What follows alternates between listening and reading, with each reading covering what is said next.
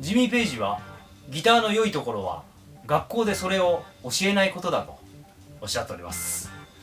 まあ裏を返せばギターという楽器は教わるもんじゃないと、自分で何とかするもんだと、いうことじゃないでしょうかね。よくギターの練習って言いましょうか、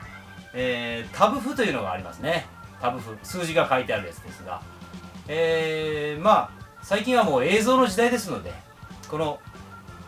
映像を見てその人が弾いているのを見れば、ポジションっていうのは分かるんじゃないでしょうか。なぜ、タブ譜を使うのかが私には理解できませんけども、それはそれとしてロックのリフというのを、これから研究していきたいと思います。さてジミー・ペイジですが、生涯最高のリフと、言われています。またロック史上最高のリフト、ギターリフト、言われているのがこの胸いっぱいの愛をという曲でございます。わらほらららっていうやつですね。で一般的にその例のタブ譜を見るとですね、タブ譜を見て弾くとどうしても、おかしなことになってしまいます。普通は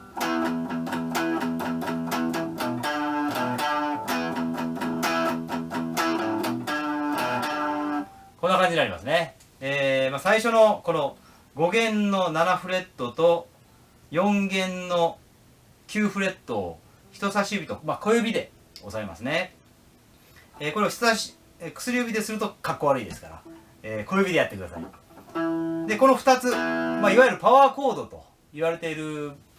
この2つだけ押さえるんですね。3度抜きと言いますけども、1度と5度の音だけを、そして開放しますが、実はこの2つだけ押さえているロックギタリストはいません。ですね、便宜上簡単に弾くためにこうしているだけの話で、実際はこの E というハイコードをしっかり押さえてます。でジミー・ペイジなんかは、もう小指をそのまま1弦までいってるんで、いわゆる E の6の音、この音が鳴ったりしますが、もう一切気にしません。でピッキングですが、これはダウンだけで弾くんじゃなくて完全なストロークですよね。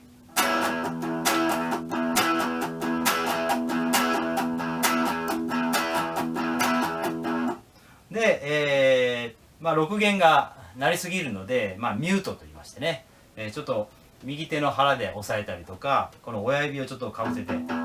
音があんまり出ないようにですね、ミュートすると。コードはしっかり鳴らすということですね。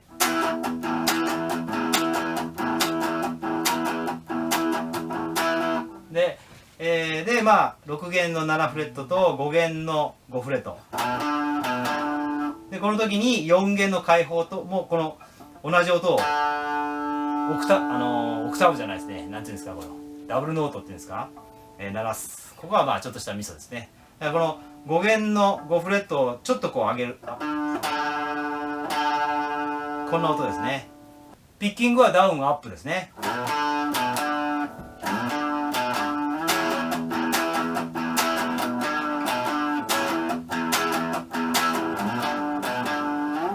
もう完全なストロークと言いましょうかね。